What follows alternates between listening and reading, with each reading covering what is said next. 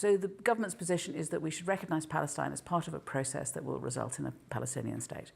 Obviously, the difficulty is in reality is that the West Bank is essentially being seized by the current far-right Israeli government, and there's not going to be a Palestine left to recognise unless we get on with it.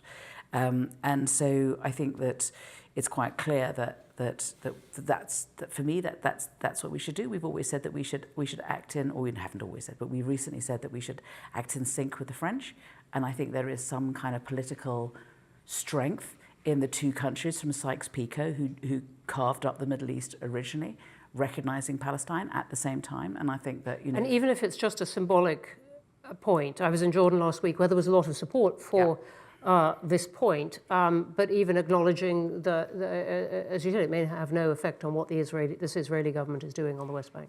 So we have an ally in Israel that just won't listen. You know, this far-right government just won't listen to us. And I appreciate that the only country that they will listen to is the Americans. And so I think that we should be using our influence with the Americans to, in turn, ensure that they lean on the Israelis. Right, so you're saying we should recognise Palestine now?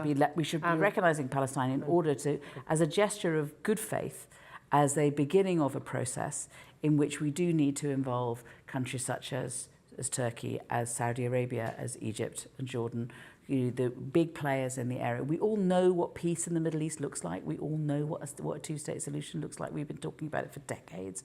There may, of course, be some changes that need, but I think that it is time for there to be a sort of multilateral agreement building on the Arab Accords and taking it to Trump and saying, Mr. President, you have the strength of 20 presidents. No president before you has been able to sort out peace in the Middle East, but you could.